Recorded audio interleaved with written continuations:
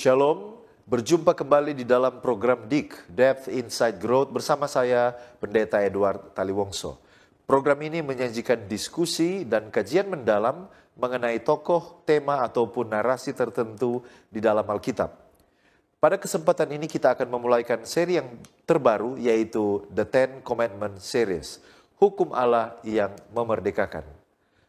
Kita akan mempelajari tentang hukum Allah yang kekal dan tetap relevan sampai saat ini. Kita akan mempelajari bahwa hukum ini sesungguhnya untuk memerdekakan mereka yang percaya dan menuruti hukum-hukum Tuhan. Dan pada bagian pertama ini kita akan mencoba melihat hukum yang pertama tentang bagaimana tidak ada Allah lain di dalam kehidupan kita sebagai orang yang percaya. Saya mengundang saudara-saudara untuk bergabung dan saudara yang menyaksikan tayangan ini lewat Facebook atau YouTube, disilahkan untuk memberikan komentar yang positif sehubungan dengan pembahasan yang kita angkat pada kesempatan ini. Dan untuk membahas pelajaran kita pada kesempatan ini, kami telah mengundang seorang narasumber. Narasumber kita pada kesempatan ini adalah Pendeta Jamie Nayon, Master of Arts in Religion. Beliau menamatkan pendidikannya di Adventist International Institute of Advanced Studies Filipina pada tahun 2018 dengan penekanan kepada bahasa Alkitab. Menikah dengan Ibu Nuning Nurnaina, Master of Arts in Education, dan keluarga hamba Tuhan ini diberkati dengan 2 orang anak, Alicia dan Shera Nayon. Saat ini hamba Tuhan diberkati dalam pelayanan, dipercayakan sebagai dosen Fakultas Filsafat Universitas Advent Indonesia. Dengan pengalaman dan juga latar belakang pendidikan dari hamba Tuhan akan sangat menolong kita ketika kita mendalami topik pada kesempatan ini. Mari kita sapa narasumber kita pada kesempatan ini. Apa kabar Pendeta Jamie Nayon? Puji Tuhan, kabar baik Pendeta Edward. Ya, terima kasih. Saya percaya ini adalah kali yang kesekian kalinya Pendeta boleh bersama-sama berbagi dari firman Tuhan bersama dengan kami Cornelius Media. Terima kasih Pendeta sudah bergabung dengan kami dan mau melayani di tengah-tengah kesibukan. Pemirsa di rumah tetaplah bersama dengan kami karena setelah yang satu ini kita akan kembali masih di program DIG, Depth Insight Growth. Diskusi dan kajian mendalam mengenai tokoh, tema, atau cerita tertentu di dalam Alkitab. Memberikan motivasi dan bimbingan untuk menggunakan metode yang tepat dalam membaca Alkitab. Selalu saksikan program Depth Insight Growth setiap hari Jumat pukul 19 waktu Indonesia Tengah di YouTube channel Cornelius Media, Bridge to the Truth.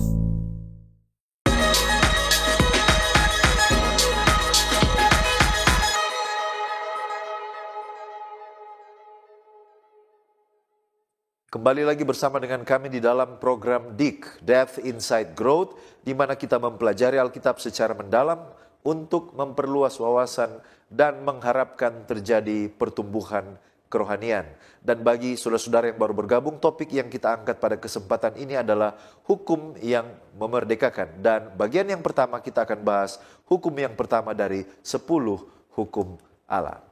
Pemirsa di rumah, kita akan membaca kitab suci, tetapi sebelumnya mari kita berdoa untuk meminta tuntunan Roh Kudus.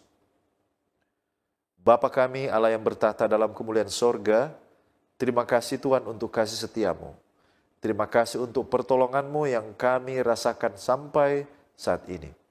Saat ini kami akan mempelajari hukum yang memerdekakan, perintah-perintahmu yang menyukakan hati. Dan kami akan memulaikan dengan hukum yang pertama. Berkati hambamu, Pendeta Jamie Nayon yang akan menuntun dalam diskusi Alkitab. Kuasa Roh Suci menolong, memberikan hikmat kepada hamba Tuhan di dalam membagikan firman kebenaran. Terpujilah namamu, di dalam nama Yesus Kristus kami sudah berdoa. Amin.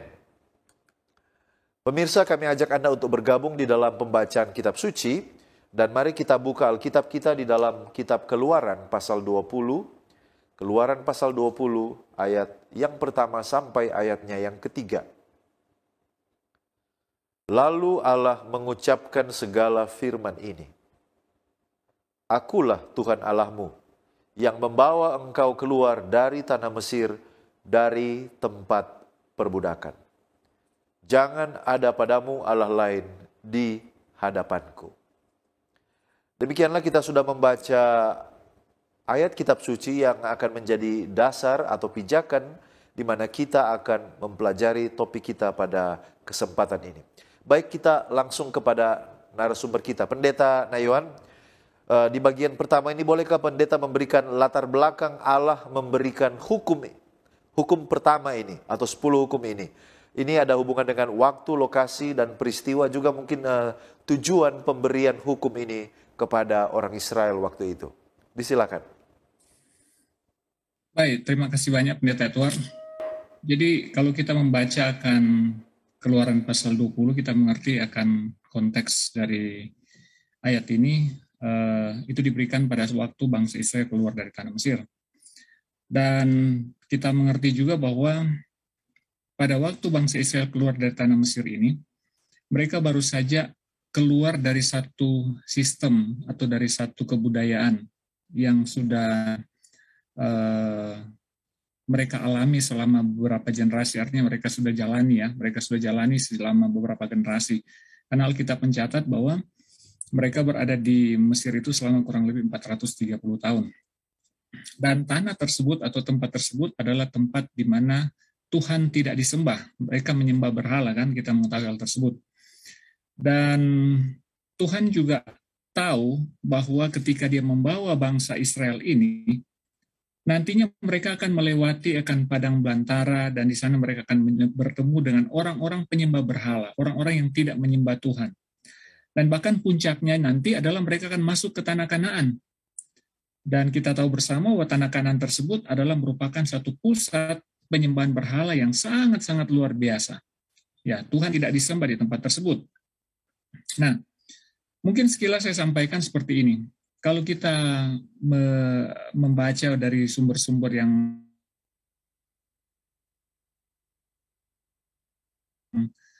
ditulis oleh ada persamaan, ya, secara kasat mata ada persamaan antara agama kafir kuno dengan bangsa Israel, ya. Persamaannya adalah ada yang disebut dengan oknum yang disembah, ada ritual penyembahan, kemudian ada nama-nama yang disembah, ada kuil, ada juga korban-korban, ada juga imam dan ada para nabi. Nah, mengantisipasi akan penyembahan yang tidak benar ini, Tuhan kasih ini hukum, Tuhan kasih ini perintah ini, ya. Dia panggil bangsa Israel keluar dari Mesir, dia ingin kasih ingat sama mereka, ya, dia mau ingatkan kepada mereka sekaligus menegaskan kepada bangsa Israel siapa sebenarnya Allah yang benar itu, ya. Dan bagaimana prinsip moral yang benar yang seharusnya diikuti atau dipraktikkan oleh bangsa yang nantinya akan mewarisi atau mendapatkan akan penggenapan tanah perjanjian yang telah sebelumnya disampaikan kepada Abraham, ya. Jadi itu sebabnya hukum ini dimulaikan dengan satu pernyataan eksklusif yang tadi disampaikan. Jangan ada padamu Allah lain di hadapanku, ya. Jangan ada padamu Allah lain di hadapanku. Aku adalah Tuhan Allahmu yang membawa kamu keluar dari tanah Mesir. Kemudian dia kasih tahu, tidak boleh ada Allah lain, ya. Kenapa Tuhan mengatakan tidak boleh ada Allah lain? Oleh karena Tuhan mengetahui bahwa praktek keagamaan yang dipraktekkan oleh bangsa-bangsa kafir yang ada di sekitar bangsa Israel ini sebenarnya bukanlah penyembahan yang sesungguhnya. Tuhan juga sangat tahu, Tuhan sangat mengerti yang disembah oleh bangsa-bangsa kafir ini sebenarnya adalah Allah ciptaan mereka sendiri, ya, Allah ciptaan. Dengan kata lain, sistem keagamaan yang dipraktikkan oleh bangsa kafir kuno ini adalah merupakan ciptaan manusia. Dan kita mengetahui penemuan-penemuan arkeologi menguatkan hal ini, di mana ditemukan banyak sekali Allah-Allah orang kafir yang digambarkan lewat batu, ya, atau lewat logam ataupun lewat kayu, ya. Jadi kalau mereka membuat Allah mereka sendiri dan kemudian mereka menyembah, sementara Tuhan tidak seperti itu. Tuhan justru adalah pencipta, ya. Tuhan yang mengajak bangsa Israel keluar dari tanah Mesir ini adalah Allah yang lain daripada yang lain. Mungkin saudara pernah ingat atau pernah membaca di buku Yesaya, dia bilang ada orang pergi ke hutan tuh, mereka bentuk alam mereka. Tapi sisa dari kayu tersebut dibuat kayu bakar. Nah, jadi di situ memperlihatkan bagaimana kesia-siaan, ya. Apa yang dilakukan oleh bangsa-bangsa kafir ini adalah sesuatu yang sia-sia. Mereka tidak menyembah yang sebenarnya, mereka tidak menyembah yang Allah sebenarnya, ya. Nah, selain itu, pemberian hukum yang diawali dengan ungkapan jangan ada Allah lain di hadapanku itu juga sebenarnya mengarahkan bangsa Israel untuk menuruti akan prinsip-prinsip moral yang sesungguhnya, prinsip moral yang didasari oleh kebenaran yang sesungguhnya atau kebenaran hakiki. Kenapa saya katakan demikian? Masalah yang terjadi kalau seandainya bangsa Israel itu tidak mengetahui siapa Allah sebenarnya adalah mereka akan terbabit, mereka akan ikut serta dalam praktek keagamaan kafir yang tidak benar. Sebagai contoh, praktek prostitusi, ya, praktek prostitusi itu akan bisa dilakukan oleh bangsa Israel. Bagi bangsa kafir, melakukan praktek prostitusi itu adalah hal yang umum, hal yang biasa, ya, karena itu menggambarkan kesuburan, ya. Dan saya membaca satu sumber dikatakan bahwa biasanya di tempel itu atau di kuil-kuil dari bangsa kafir itu mereka memang sengaja sediakan akan orang-orang atau wanita-wanita yang nantinya akan melayani para penyembah. Dan ketika para penyembah itu datang, mereka akan melakukan hubungan seksual, hubungan bebas, dengan tujuan supaya Allah dari bangsa kafir itu akan melihat dan melakukan hal yang sama, dan kemudian akan menghasilkan kesuburan, ya, akan menghasilkan kesuburan, dan itu menjadi berkat bagi para penyembah. Tetapi tentu saja hal tersebut tidak benar, ya. Dan kemudian hal yang lain lagi adalah persembahan manusia, ya. Artinya bahwa di kalangan bangsa kafir mereka mempersembahkan akan manusia sebagai korban itu adalah hal yang biasa. Nah, Tuhan mau supaya bangsa Israel itu menghindari akan hal ini. Nah, itu sebabnya dia kasih tahu, akulah Tuhan Allahmu. Kemudian dia bilang, tidak boleh ada Allah lain. Tidak boleh ada Allah lain.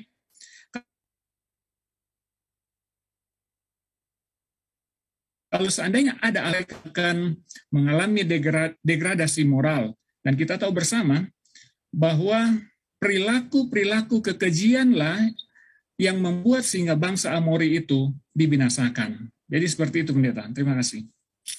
Baik, terima kasih Pendeta. Jadi latar belakangnya adalah oleh karena dari mana mereka berasal, dari Mesir, penyembah berhala, dan akan kemana mereka pergi, yaitu Kanaan, tempat atau bisa dikatakan pusat penyembahan berhala. Dan poin yang kedua yang Pendeta sampaikan tadi adalah tentang kalau mereka punya gambaran yang jelas tentang siapa Allah yang mereka sembah, maka mereka akan terhindar dari praktik-praktik amoral yang dipraktikkan oleh bangsa-bangsa kafir di sekeliling mereka. Baik, terima kasih, ini mempersiapkan kita untuk masuk lebih dalam. Nah, pertanyaan selanjutnya adalah ketika kita berkata bahwa hukum Allah itu adalah salinan tabiat Allah dan salinan tabiat Allah itu kekal, kalau begitu pertanyaannya, apakah hukum ini nanti ada di Sinai ataukah ada sebelum Sinai? Hukum ini sudah dinyatakan kepada atau sudah dipraktekkan, dipelihara oleh orang-orang sebelum Sinai. Bagaimana Pendeta melihat hal ini? Baik, terima kasih Pendeta. Kalau kita berbicara tentang hukum sebelum Sinai, maka tentu kita harus mengakui bahwa secara tertulis di Loh Batu belum ada, tetapi pada prakteknya itu ada. Dan praktek itu terlihat di dalam pengalaman dari beberapa tokoh Alkitab yang dicatat. Saya tidak akan menyebutkan masalah Adam atau Kain dan Habel, tapi mungkin saya akan mulai dari Henok. Henok, dia bilang dia hidup bergaul dengan Allah. Ya, hidup bergaul dengan Allah. Dan masalah bergaul dengan Allah ini lebih dijelaskan lagi dalam kehidupan Nuh. Coba kita perhatikan di Kejadian pasal 6 ayat 8 sampai 9, dia bilang begini, tetapi inilah riwayat Nuh. Nuh adalah seorang yang benar dan tidak bercela di antara orang-orang sesamanya, dan Nuh itu hidup bergaul dengan Allah. Kalau kita membaca akan ayat 8, dibilang Nuh mendapat kasih karunia di mata Allah, kita harus melihat ayat yang sebelumnya. Di ayat yang sebelumnya, mungkin boleh kita buka di dalam buku Kejadian pasal yang ke-6, kalau kita membacakan ayat-ayat sebelumnya, di sana disebutkan bagaimana Tuhan melihat bumi ini. Coba kita perhatikan di ayat yang kelima. Ketika dilihat Tuhan bahwa kejahatan manusia besar di bumi dan bahwa segala kecenderungan hatinya selalu membuahkan kejahatan semata-mata. Jadi artinya bahwa harapan Tuhan untuk manusia menyembah Tuhan itu ada, yaitu bahwa supaya manusia menuruti prinsipnya bukan melakukan kejahatan. Tetapi di Samano yang dilihat Tuhan justru manusia berlaku jahat. Di mana-mana Tuhan lihat jahat. Dan bahkan di sini dikatakan bahwa Tuhan melihat kecenderungan hatinya. Ya, Tuhan lihat kecenderungan hatinya. Jadi kalau boleh saya andai-andaikan, Tuhan lihat sebelah kiri, kanan, ya, sebelah di arah mana saja, semua manusia berlaku. Ini adalah yang berlaku benar. Kalau di ayat yang lain dia bilang, di ayat sebelumnya dia bilang hal itu memilukan hatinya di ayat 6. Ketika Tuhan melihat manusia yang jahat, dia bilang hal itu memilukan hatinya. Tapi pada waktu Tuhan melihat Nuh, bahasa Alkitab dia bilang Nuh mendapat kasih karunia di mata Tuhan. Kenapa Nuh mendapat kasih karunia di mata Tuhan? Karena dia orang benar, dia hidup tidak bercela dan hidup bergaul dengan Allah. Apa indikasi dari hal hidup bergaul dengan Allah? Indikasinya adalah bahwa ada ajakan dari Allah untuk hidup berjalan dengan Tuhan, untuk hidup menyembah Tuhan. Dan Nuh merespon akan hal tersebut, sehingga dia menjadi, atau dia dikenal sebagai orang yang berlaku benar, tidak bercela di hadapan Tuhan dan di antara orang sesamanya. Kemudian,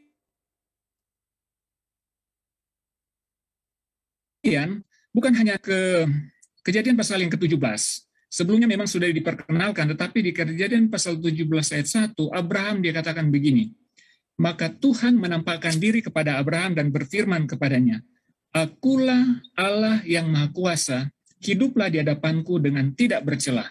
Coba kita perhatikan, panggilan kepada Abraham adalah panggilan untuk menyembah Tuhan. Dia adalah Allah yang Maha Kuasa. Hiduplah di hadapanku dengan tidak bercela. Kemudian, di Kejadian pasal 28 ayat 13, berdirilah Tuhan di sampingnya, ini Yakub ya, pada peristiwa Yakub, dan berfirman, Akulah Tuhan, Allah Abraham nenekmu dan Allah Ishak, tanah tempat engkau berbaring itu akan kuberikan kepada keturunanmu.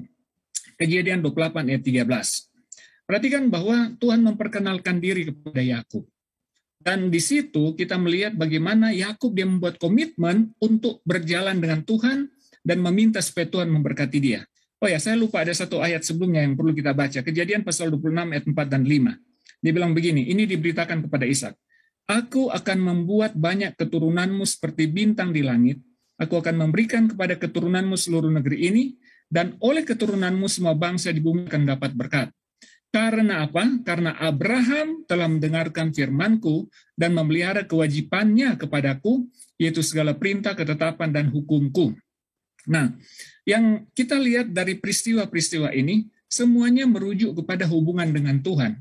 Artinya bahwa Allah memperkenalkan diri kepada mereka, dan Allah mau supaya mereka mengakui dia sebagai Tuhan mereka. Ya, jadi itulah sebabnya kalau dikatakan bahwa apakah hukum pertama itu jangan ada padamu Allah lain di hadapanku itu ada sebelum Sinai, peristiwa-peristiwa dari tokoh-tokoh yang tadi saya sebutkan itu menunjukkan bahwa ada ajakan atau ada pengalaman penyembahan kepada Allah yang sudah dipraktekkan jauh sebelum Sinai. Seperti itu, Pendeta. Terima kasih. Baik, terima kasih Pendeta telah menampilkan bukti-bukti cerita di dalam Alkitab tentang bagaimana sebenarnya prinsip tentang Allah memperkenalkan diri dan meminta penyembahan total kepadanya itu sudah ada bahkan jauh sebelum peristiwa Sinai. Puji Tuhan untuk jawaban yang telah kita dengar dan saya yakin kita masih terus bersemangat untuk mempelajari lebih dalam topik yang sangat menarik ini. Namun sebelum kita lanjutkan kita akan mendengarkan, ikuti dulu pesan-pesan rohani berikut ini. Tetaplah bersama dengan kami.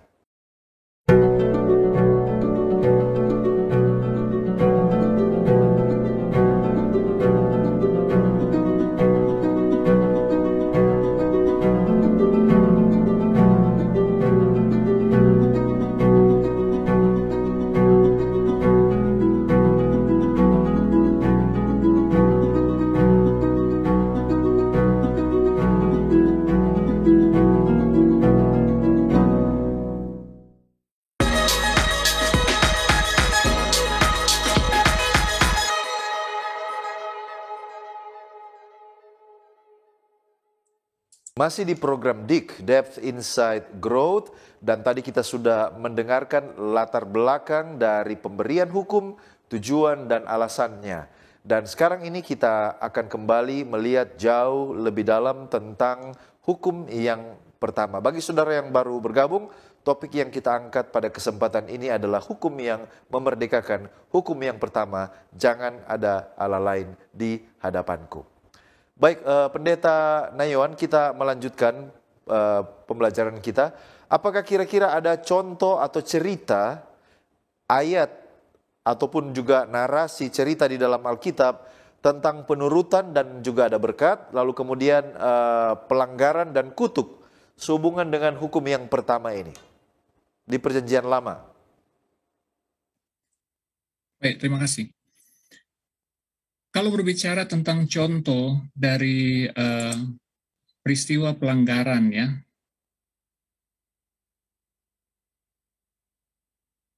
pelanggaran terhadap hukum pemikiran kita pasti akan terbawa kepada peristiwa anak lembu emas. Itu yang paling pertama. Kalau saya perhatikan di peristiwa anak lembu emas ini, somehow ya, seakan-akan itu hal yang boleh dikata bisa dimengerti. Kenapa?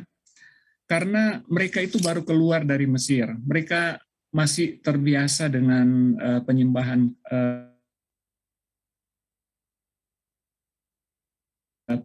mereka keluar, Musa sudah pergi ke atas, mereka tidak melihat Musa, itu sebabnya mereka bilang sama Harun, lembu emas, dan kemudian ketika mereka buat hal tersebut, mereka katakan, inilah Allah yang menuntun kamu keluar dari Mesir. Nah, perhatikan, walaupun itu dianggap biasa dalam pengertian bahwa itu secara manusia, tetapi ketika Tuhan melihat hal tersebut, dia betul-betul murka, ya. Tuhan betul-betul murka dalam pengertian bahwa Tuhan tidak mau ini menjadi satu kebiasaan yang akan terus terjadi. Itu sebabnya saudara tahu bahwa kita tahu bersama bahwa pada waktu Musa masih ada di gunung, Tuhan bilang, lihat, orang-orang yang kamu tuntun itu berlaku tidak benar. Dan itu sebabnya Musa turun, dan kemudian dia melihat bagaimana mereka berlaku tidak benar. Nah, akibatnya adalah ada banyak yang mati pada peristiwa tersebut, dan itu memberikan satu teguran yang sangat keras kepada bangsa Israel, bahwa apa yang mereka buat itu sangat bertentangan dengan prinsip dari yang hukum pertama tadi. Tidak boleh ada Allah lain. Ya, dan kemudian peristiwa yang kedua, peristiwa Baal Peor. Kita ingat peristiwa mulai mendekati akar perbatasan, sudah hampir memasuki tanah Kanaan. Mereka tersangkut dengan peristiwa penyembahan kepada Baal Peor. Dan di sana pun terjadi bagaimana Tuhan menghukum akan bangsa Israel karena peristiwa tersebut. Nah, setelah peristiwa tersebut kita tahu Musa digantikan oleh Yosua, dan kemudian di zaman hakim-hakim kita lihat bagaimana kerohanian dari bangsa Israel. Kalau pemimpin mereka baik, maka mereka menyembah Tuhan. Kemudian setelah pemimpin baik itu mati, mereka kembali menyembah berhala. Dan Tuhan menghukum mereka, mengingatkan mereka, menegur mereka supaya kembali kepada penyembahan yang benar. Zaman raja-raja, di zaman Saul, di zaman Daud dan zaman Salomo, di awal-awal Salomo, hal tersebut dilarang ya. Artinya bahwa mereka tidak boleh menyembah Allah lain, dan itu sangat kental sekali terlihat dalam cerita baik di awal pelayanan Salomo, maksud saya Saul dan kemudian Daud, tersimak di Daud dan di Salomo ya. Tetapi sayangnya di akhir daripada kerajaan Salomo, Salomo itu terbabit atau tergoda karena banyak istrinya dari perempuan-perempuan Kanaan. Akhirnya dia ikut dalam cara penyembahan mereka. Akibatnya adalah terpecah kerajaan Israel. Dan kita tahu bersama dua kerajaan itu terbagi, yaitu kerajaan utara dan kerajaan selatan. Apa yang menyebabkan sehingga dua kerajaan ini hancur? Sebenarnya dua kerajaan ini hancur, peristiwa yang paling mendasar yang menyebabkan itu terjadi adalah karena mereka, kita lihat, bangsa Israel berakhir di tahun kira-kira tahun 702 sebelum Masehi. Ya. Kemudian bangsa Yehuda berakhir di tahun 586 sebelum Masehi. Penyebab sehingga mereka gagal adalah oleh karena mereka menyembah berhala, mereka memiliki Allah lain, mereka tidak menghormati Tuhan mereka. Kalau saudara membaca di buku Yeskiel pasal 23, di sana ada peristiwa namanya Ohola dan Oholiba. Jadi Ohola dan Oholiba. Nah, Ohola ini menggambarkan bangsa Samaria, sementara Oholiba ini adalah Yerusalem. Bahasanya Tuhan adalah Ohola dihukum oleh karena persinahan mereka kepada Allah-Allah lain. Oholiba yang melihat penghukuman yang terjadi kepada bangsa Samaria ini, ya, Oholiba yang dalam ini Yerusalem, walaupun mereka melihat penghukuman itu terjadi kepada Ohola, mereka tidak bertobat, mereka tidak mengambil pelajaran dari hal tersebut. Justru mereka terlibat pada hal-hal tersebut. Akibatnya adalah sama-sama mereka dibuang di dalam pembuangan, sama-sama ditawan di dalam penawanan. Nah, jadi kalau mau dibilang bahwa apakah ada contoh-contoh, hal-hal tadi yang saya sampaikan, itu adalah contoh bagaimana mereka bagaimana bangsa Israel, ya, baik yang sebelum, baik di zaman hakim-hakim, di padang belantara zaman hakim-hakim, dan di zaman pecah kerajaan, mereka berpaling dari Tuhan. Nah, bagaimana dengan berkat yang mereka alami? Nah, tadi saya sudah singgung, tetapi coba perhatikan. Saya sangat mengagumi sekali cerita tentang Daud ini. Ya, pada waktu Daud memerintah, kerajaannya itu menjadi satu kerajaan yang berada pada puncak keemasan. Ketika dia memerintah, ketika dia menjadi pemimpin yang takut akan Tuhan, dia menjadikan Tuhan sebagai Allahnya, lihat bagaimana kerajaan itu berhasil. Dan memang kalau secara umum kita perhatikan dalam peristiwa bangsa Israel, kalau ada pemimpin baik dan takut akan Tuhan, mereka akan diberkati. Tapi ketika pemimpin mereka itu tidak takut akan Tuhan, buruk menimpa mereka. Jadi pendeta mungkin seperti itu contoh-contoh di perjanjian lama yang boleh saya sampaikan. Terima kasih. Baik, terima kasih pendeta. Kita sudah melihat contoh di perjanjian lama, dan sekarang pertanyaan saya selanjutnya adalah di perjanjian baru. Apakah hukum ini diulangi atau ditegaskan kembali di dalam perjanjian baru? Mungkin tulisan Injil, Rasul Paulus, Yohanes, atau para rasul. Bagaimana pendeta melihat teristimewa hukum yang pertama ini? Baik, terima kasih. Sehubungan dengan tulisan-tulisan di perjanjian baru, secara khusus mungkin saya boleh angkat pertama adalah mungkin Rasul Paulus, ya, contoh Rasul Paulus. Rasul Paulus pernah menyinggung bahasa yang berhubungan dengan hukum ini. Contohnya di 1 Korintus 8 ayat 4, dia bilang begini, tentang hal makan daging persembahan berhala kita tahu tidak ada berhala di dunia ini dan tidak ada Allah lain daripada Allah yang Esa. Ya, artinya bahwa dia merujuk kepada hukum pertama tadi, itu Allah Israel, Allah yang Esa, Allah, tidak ada Allah lain, ya. Walaupun memang konteksnya itu bicara tentang masalah makan persembahan yang persembahkan kepada berhala, tetapi dari situ kita melihat bahwa pengakuan Paulus bahwa sebenarnya tidak ada berhala, seperti yang saya sampaikan di awal tadi. Sebenarnya berhala-berhala yang ada di antara orang-orang kafir ini adalah ciptaan manusia, ya, hanyalah ciptaan manusia.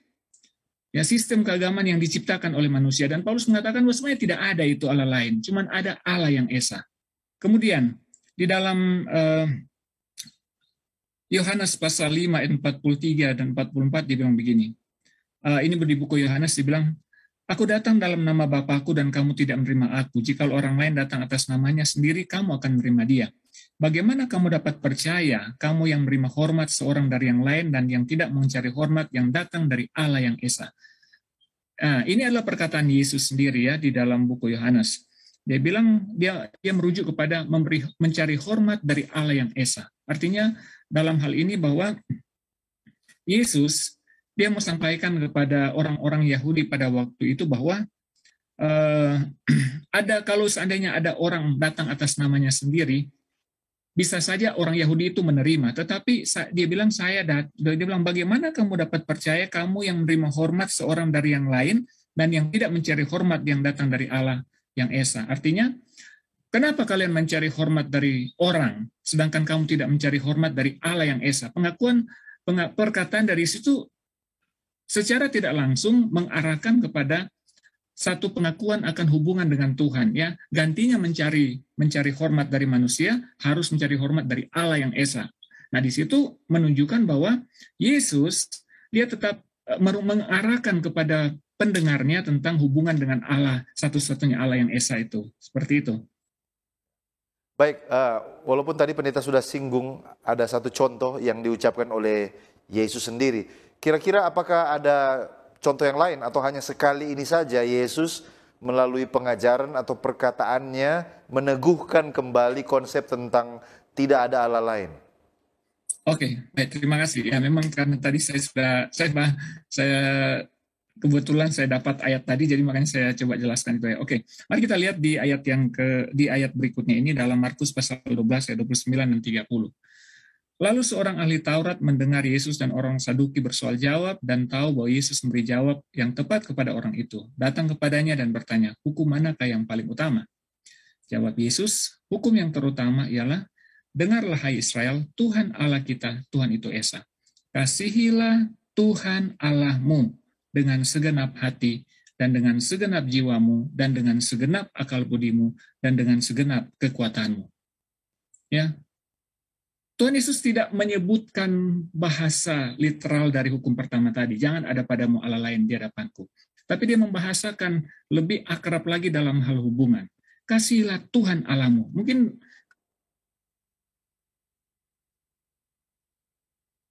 kalau saya boleh bahasakan lain, adalah Tuhan Allahmu dengan segenap hati dan dengan segenap jiwa dan dengan segenap akal budi dan dengan segenap kekuatanmu. Lihat, bahasa segenap ini adalah merupakan penekanan untuk memilih Tuhan sebagai Tuhan Allah, untuk mengasihi Tuhan. Ya, saya kira bahasa itu cukup untuk membuktikan bahwa Yesus juga menguatkan akan hukum ini. Seperti itu, Pendeta. Ya. Terima kasih, Pendeta. Yesus meminta totalitas ya.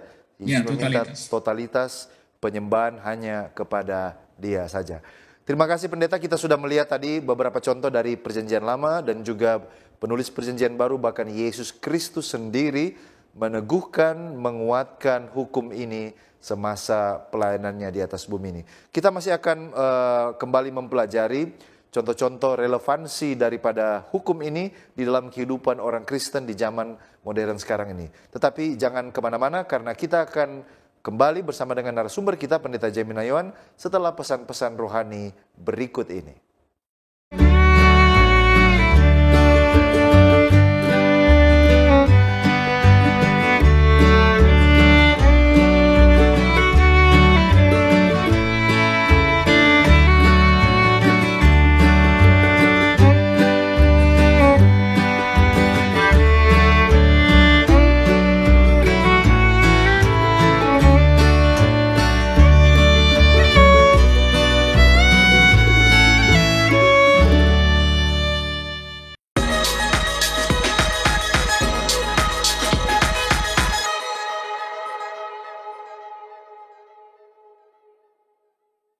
Masih di program DIK, Depth Insight Growth, di mana kita mempelajari Alkitab secara mendalam untuk memperluas wawasan dan mengharapkan terjadi pertumbuhan kerohanian. Topik yang kita angkat pada kesempatan ini adalah hukum yang memerdekakan. Hukum yang pertama, jangan ada padamu Allah lain di hadapanku, bersama narasumber kita, Pendeta Jamie Nayawan. Baik, Pendeta, kita melanjutkan. Sekarang ini kita masuk kepada hal-hal yang praktis. Bagaimana perluasan hukum ini untuk dilakukan di zaman modern ini? Apakah mungkin ada hal-hal yang tanpa sadar kita lakukan sehari-hari adalah merupakan pelanggaran terhadap hukum yang pertama, jangan ada padamu Allah lain di hadapanku. Bagaimana Pendeta melihat hal ini?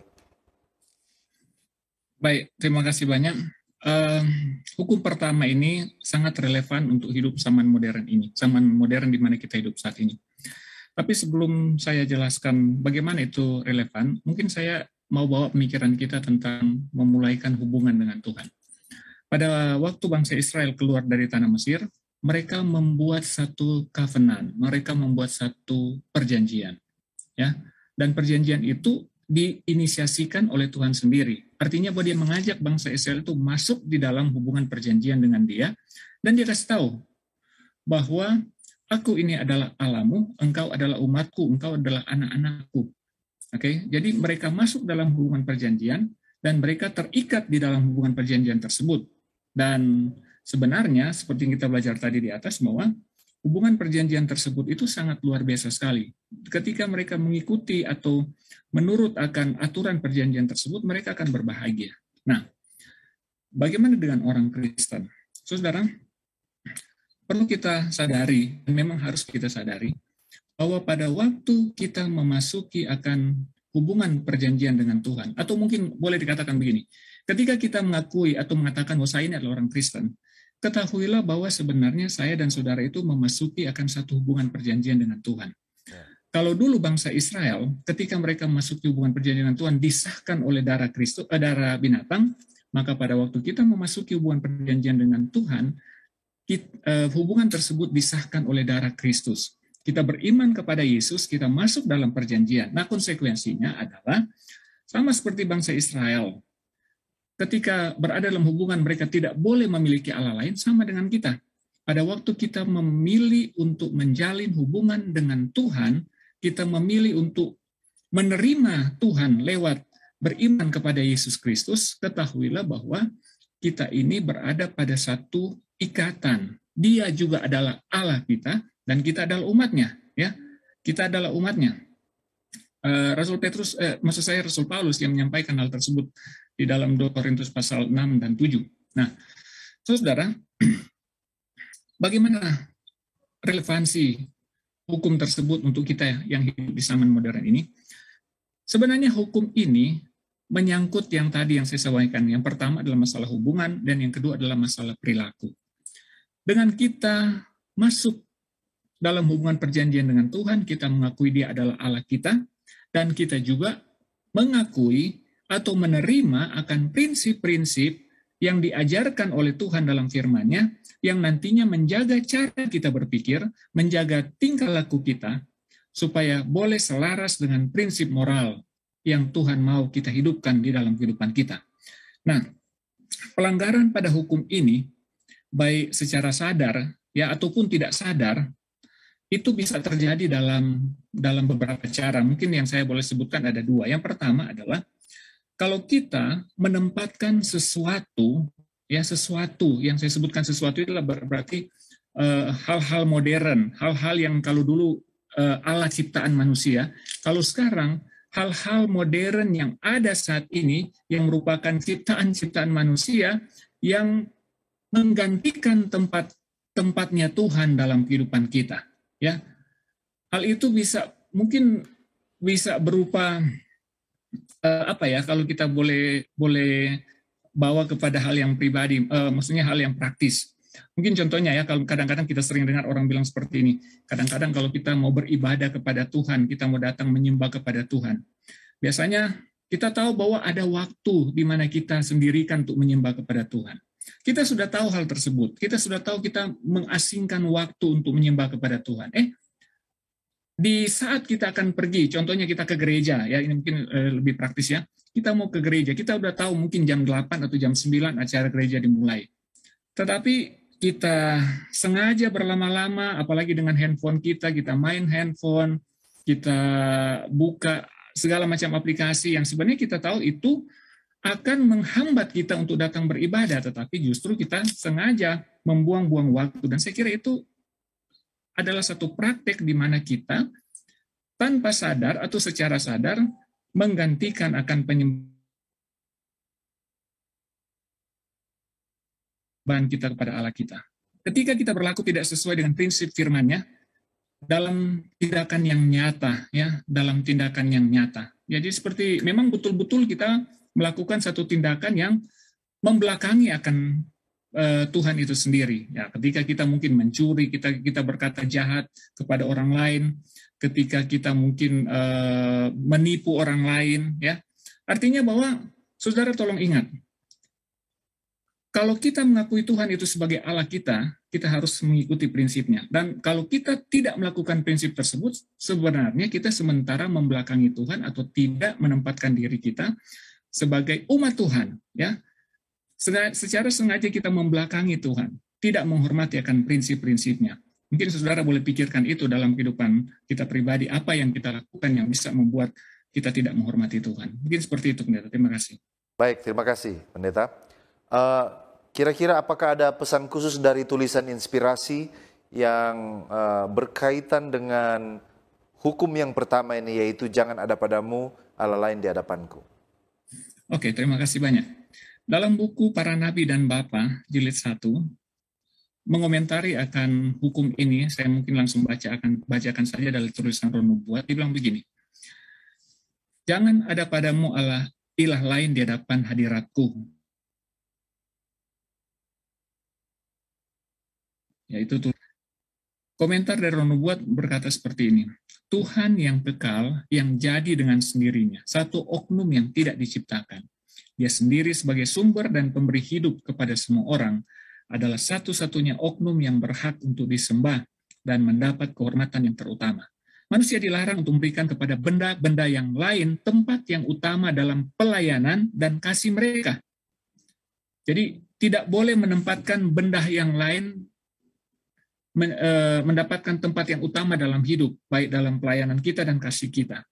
Apa saja yang kita manjakan, yang cenderung untuk mengurangi kasih kita kepada Allah, atau menghalangi pelayanan yang harus diberikan kepada Dia, maka kita telah menjadikan hal itu sebagai ilah. Saya kira itu yang saya sampaikan tadi di pertanyaan sebelumnya. Hal yang praktis seperti itu ya, adalah ketika ada sesuatu yang membuat kita cenderung mengurangi kasih kita, cenderung menghalangi pelayanan kita kepada Allah, maka Mrs. White katakan kita menjadikan hal tersebut sebagai ilah. Baik. Pendeta, sekarang setelah kita mendengar tadi tentang perluasan atau cakupan dari penerapan hukum ini di zaman modern, kira-kira apakah ada akibat-akibat yang dapat diterima ketika kita melalaikan hukum ini di zaman sekarang? Karena kita tahu bahwa pasti ini masih relevan sampai sekarang ini. Dan setiap pelanggaran pasti ada akibatnya. Bagaimana pendeta melihat hal ini? Baik. Kalau berbicara tentang pelanggaran, maka kita berbicara kembali kepada hubungan perjanjian tadi. Ya. Mungkin pendeta Edward, saya lihat pendeta sudah memiliki 3 anak ya. Kalau anak kita melanggar, maka pasti kita akan menegur anak kita. Oke?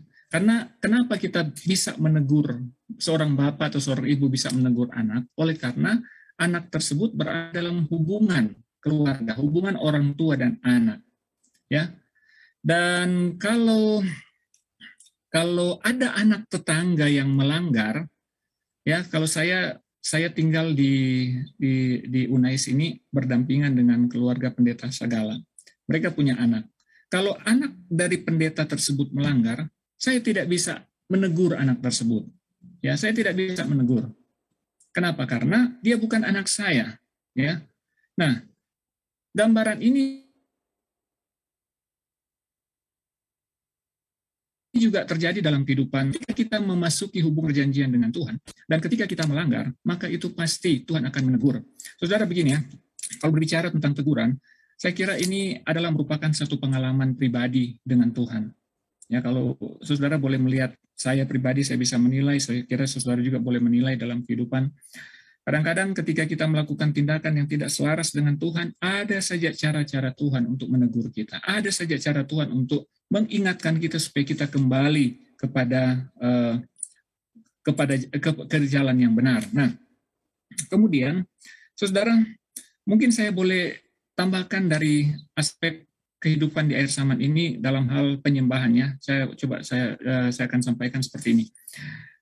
Kalau saudara melanggar perintah, itu berarti bahwa kita menjauh dari Tuhan. Secara tegas sebenarnya itu kita berarti membelakangi Tuhan. Kita tidak mengakui Dia sebagai Tuhan kita. Dan akibat pertama yang terjadi dalam kehidupan kita adalah prinsip hidup kita tidak akan selaras dengan prinsip kebenaran yang diajarkan oleh Tuhan. Dan pasti itu akan menyusahkan kita dalam hubungan kita dengan Tuhan. Dan juga dalam hubungan kita dengan sesama. Coba saudara perhatikan. Kalau kita sementara berbuat yang tidak benar, itu pasti karena hubungan kita dengan Tuhan itu tidak baik. Dan itu juga akan mengakibatkan kalau tidak bertobat akan lebih buruk lagi hubungan kita dengan Tuhan dan kadang-kadang merugikan orang lain. Dan yang kedua, kalau kita meneruskan cara hidup yang membelakangi Tuhan, tolong ingat baik-baik bahwa kita tidak akan mendapat bagian dalam rencana keselamatan, ya. Kita tidak akan mendapatkan bagian dalam rencana keselamatan tersebut. Coba saudara perhatikan, kalau kita melihat dari konteks buku Wahyu, kita mendapati prinsip hubungan ini, ya, dinyatakan di dalam masalah penyembahan.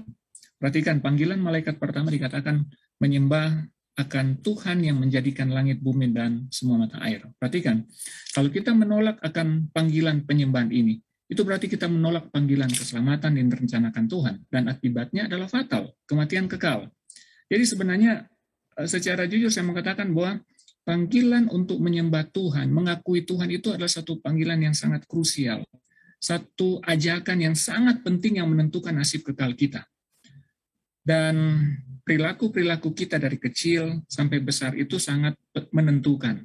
Itu sebabnya yang sangat penting yang perlu kita buat adalah bagaimana kita menjaga kecenderungan hati kita supaya terus-menerus mau memiliki keinginan, kerinduan untuk selalu datang menyembah Tuhan. Pada akhirnya kalau kita memilih tidak menyembah Tuhan, Tuhan kasih tahu dalam Alkitab, akibatnya adalah kematian yang kekal. Seperti itu, Pendeta. Terima kasih. Baik, terima kasih Pendeta. Nah, kira-kira setelah kita mempelajari aspek teologis dan juga aspek praktis daripada hukum ini, langkah-langkah apa kira-kira yang dapat saya lakukan agar saya dapat dimampukan untuk menurut hukum ini? Apakah ada kiat-kiat agar dapat menuruti hukum ini? Baik, terima kasih. Apa tujuan Tuhan kasih hukum? Tujuan Tuhan kasih hukum kepada manusia adalah menjaga manusia supaya berlaku benar dan terhindar dari hal yang jahat. Kemudian tujuan yang lain lagi adalah supaya manusia berbahagia. Nah, karena kecenderungan manusia berbuat dosa, artinya dalam hati kita ini penuh dengan dosa ya, maka kita sebenarnya susah untuk menuruti hukum tersebut. Tetapi, apakah Tuhan kasih hukum tersebut supaya kita tidak turut? Bukan itu sebenarnya. Tuhan kasih hukum supaya manusia menurut, ya. Dan dengan menurut manusia berbahagia. Tapi Tuhan tahu bahwa manusia itu tidak sanggup dengan kekuatan sendiri. Itu sebabnya Tuhan menjanjikan kekuatan. Dan luar biasa sekali Tuhan kita ini. Kenapa saya bilang luar biasa? Dia kasih aturan dan dia juga kasih kekuatan. Dia kasih juga kesanggupan. Tapi kesanggupan tersebut hanya bisa didapat kalau manusia itu atau kalau saya atau kalau saudara mau datang kepada Tuhan dan meminta kuasa tersebut. Yeskiel pasal 36 ayat 27 bilang begini, Rohku akan kuberikan diam di dalam batinmu, dan aku akan membuat kamu hidup menurut segala ketetapanku, dan tetap berpegang pada peraturan-peraturanku dan melakukannya. Apa artinya? Kalau roh Tuhan ada di dalam diri kita, maka kita akan sanggup untuk menuruti akan hukum-hukum Tuhan. Di dalam ayat yang lain, Yohanes pasal 1, ayat yang ke-12, dia bilang begini, tetapi semua orang yang menerimanya diberi kuasa menjadi anak-anak Allah, yaitu mereka yang percaya dalam namanya. Jadi kita diberikan kuasa oleh Tuhan supaya menjadi anak Allah, supaya boleh menjadi penurut-penurut Allah. Jadi bagaimana cara supaya kita berhasil? Saya mau bilang kita harus selalu meminta kuasa kepada Tuhan. Kita harus selalu berhubungan dengan Tuhan, meminta kuasa, meminta pertolongan supaya kita disanggupkan untuk menuruti akan perintah-perintah Tuhan. Saya kira mungkin itu prinsip Alkitab, bagaimana cara kita untuk boleh menurut. Baik, terima kasih Pendeta, sungguh sangat menarik diskusi dan pendalaman kita pada kesempatan ini sangat membuka mata tentang betapa pentingnya perintah yang pertama ini dan rupanya ini masuk dalam semua aspek kehidupan kita orang percaya, dan saya percaya kita semua sangat diberkati lewat diskusi pendalaman Alkitab ini. Namun karena waktu kita yang terbatas, maka kita tiba kepada bagian rangkuman pembahasan. Sebagai kesimpulan atau closing statement dari pembahasan kita, bolehkah Pendeta Nayuan memberikan manfaat-manfaat rohani, sesuatu yang dapat kita bawa pulang pada kesempatan ini? Disilakan. Terima kasih Pendeta. Saya mau sampaikan kepada kita semua bahwa Tuhan itu mau supaya kita mengakui Dia sebagai Tuhan kita, ya.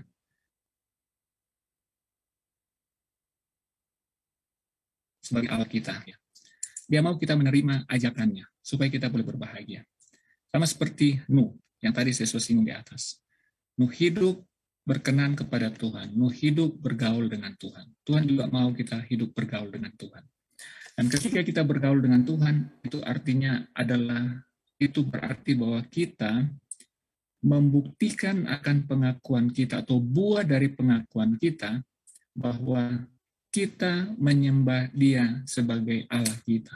Ya, kita menyembah Dia sebagai Allah kita. Dan dengan pengakuan itu, maka itu akan menuntun perilaku kita, supaya kita boleh berlaku yang baik, baik kepada Tuhan maupun kepada sesama. Jadi mari terima ajakan Tuhan, menjadikan Dia sebagai Tuhan kita, dan juga menjadikan prinsip-prinsipnya sebagai pengatur atau sebagai pembimbing, penuntun segala aspek kehidupan kita. Terima kasih. Baik, terima kasih Pendeta. Bolehkah Pendeta tutup diskusi kita dalam doa dan juga mendoakan pemirsa yang menyaksikan tayangan ini? Baik, mari kita berdoa. Bapa kami di surga, terima kasih karena Engkau memperkenalkan dirimu lewat Abraham, lewat Musa, dan lebih lagi lewat pernyataan Yesus Kristus, anak-Mu yang kekasih, sehingga kami boleh mengenal Engkau. Terima kasih untuk mengajak kami dalam persekutuan dengan Engkau. Terima kasih juga memberikan hukum pertama, jangan ada pada kami Allah lain di hadapan Tuhan. Ya Tuhan, kami sangat bersyukur karena dengan mempraktikkan akan perintah ini, maka kami akan dijaga dari melakukan hal-hal yang tidak berkenan kepada Tuhan. Kami dijaga dari melakukan hal-hal duniawi, hal-hal yang menjauhkan kami dari kehendak Tuhan. Dan terima kasih Tuhan, dengan demikian kami boleh hidup berbahagia dengan Tuhan dan dengan sesama. Tuhan, kami sadar bahwa kami tidak sanggup untuk melakukan ini dengan kekuatan kami. Kami bersyukur untuk janji Tuhan, Tuhan akan memberikan kami Roh Kudus tinggal dalam hati kami, memberikan kami kekuatan sehingga kami boleh disanggupkan untuk menuruti akan perintah-Mu, termasuk di dalamnya itu hukum pertama ini. Ya Tuhan, kalau kami dalam kehidupan kami mungkin sudah melakukan tindakan yang tidak selaras dengan prinsip hukum yang pertama ini, kami berharap juga kepada kasih karunia Tuhan. Kami beriman kepada Yesus, kami memohon pengampunan dan memohon kiranya Tuhan menyucikan kami,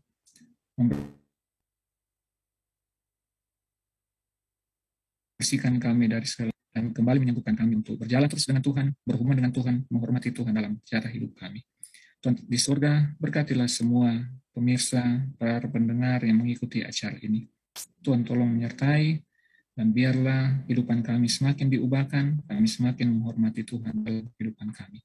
Terpujilah nama Tuhan di dalam nama Yesus Juru Selamat kami. Amin. Amin. Puji Tuhan untuk pembahasan topik yang sangat menarik pada kesempatan ini, dan saya mengucapkan terima kasih kepada narasumber kita, Pendeta Jamin Ayuan. Terima kasih Pendeta yang sudah membagikan berkat rohani bagi kita semua.